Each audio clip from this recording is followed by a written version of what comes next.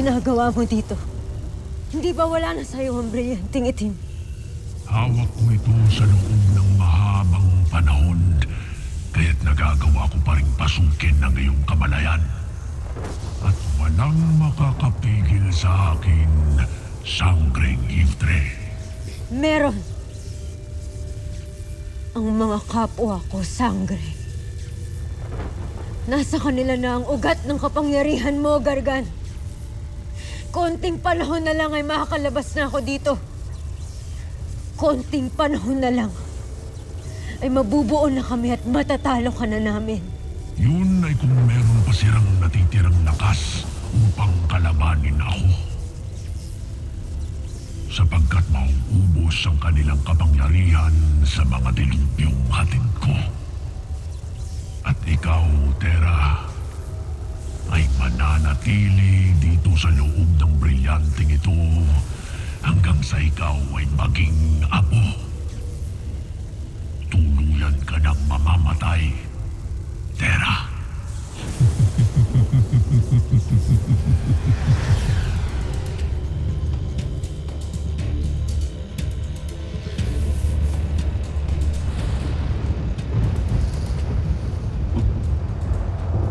Sadyang kakaiba ang inyong lakas, Panginoon. Wala na sa inyo yung brilyante, pero nagagawa mo pa rin ito. Sapagkat hindi ako kasing hina ng mga sangre. Hindi ko kailangang umasa sa aking brilyante upang manalo sa laban sapagkat isa akong matala.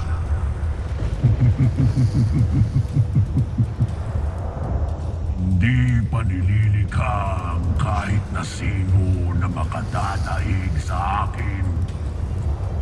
Lahat sila mahihinang nilalang.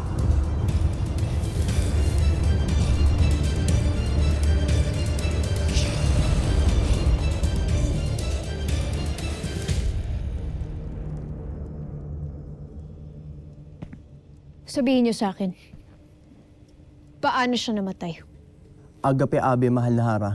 Ngunit maging kami walang kaalam-alam sa nangyari. Nakita na lang namin ang kanyang bangkay na wala ng buhay sa loob ng piniitan kanina. Nakakaalis na kayo.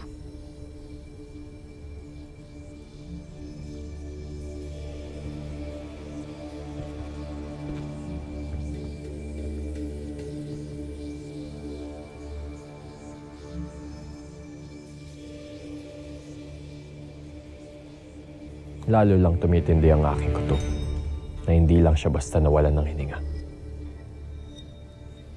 Ako man. Kung sino man ang nagpatahimik sa kanya, ay hindi pa rin ligtas.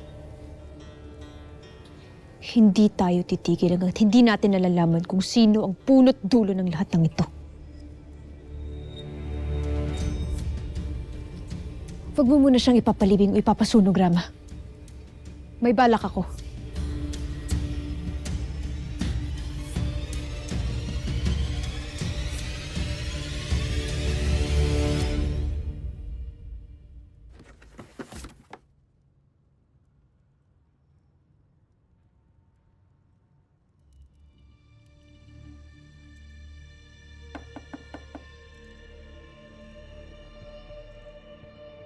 Pasok. Pinong Tabon.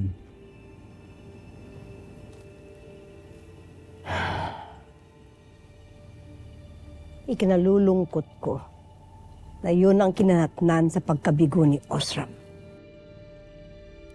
Kundi kasi siya nagpahuli, hindi matatapos ang buhay niya rito sa Encantadia. Pero, Pinong Tabon, may nakarating sa aking balita. Ayon sa mga kawal, ipinag-utos ni Hara Armea na wag munang ilibing ang labi ni Osram.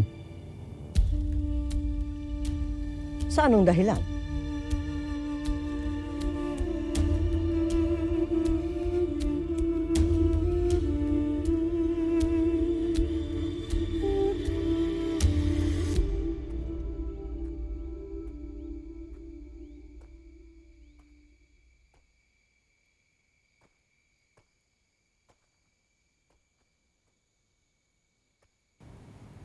Ano ang iyong nais na isang guni, mahal na Hara? Si Liara. Nais ko na ikaw ay magsagawa ng isang Morcresus upang mabatid ko kung anong tunay niyang ikinamatay. Masusunod, mahal na Hara.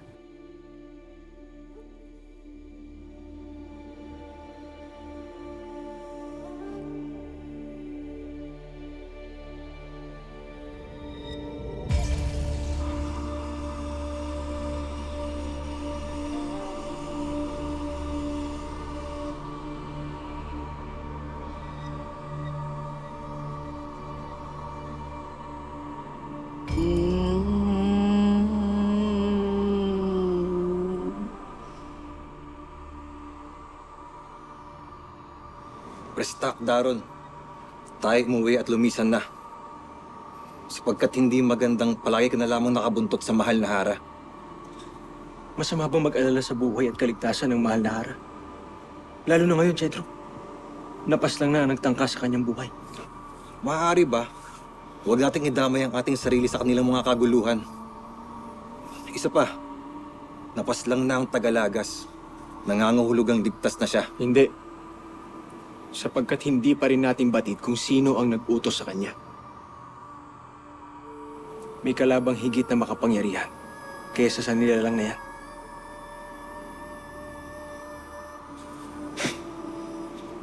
Kung bakit ba kasi napakaraming kalaban ng mga diwatang ito.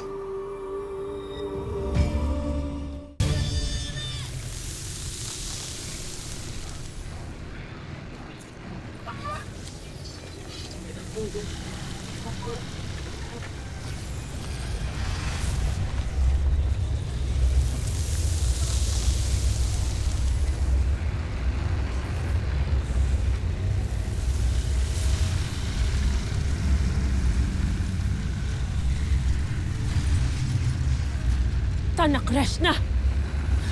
Mas mahirap itong pigilin kesa sa unang usok na ipinamalas ni Gargan. At lalo pa itong lumalakas. Kailangan natin pagsamahin ang ating mga kapangyarihan.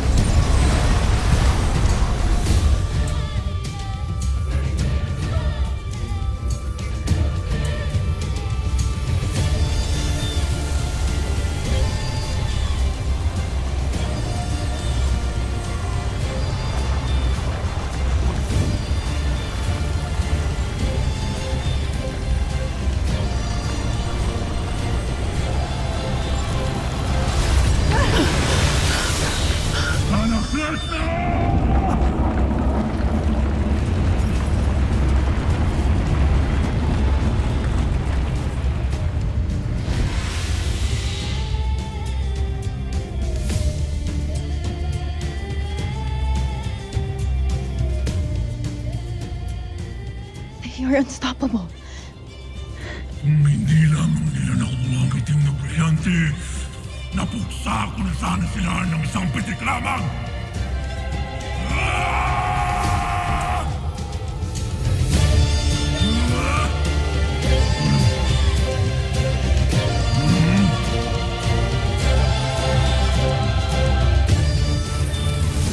nagbalik na ang tampalasang Kera.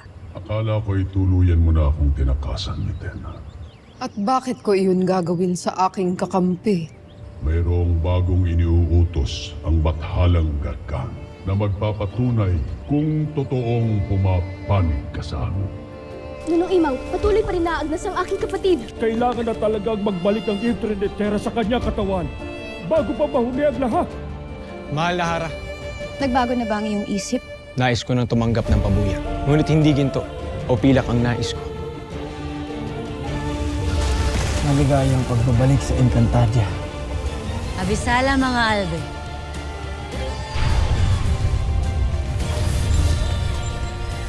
Samara, bakit bigla na naman ang pag-init ng iyong ulo? Sapagkat hindi ikaw ang aking albe.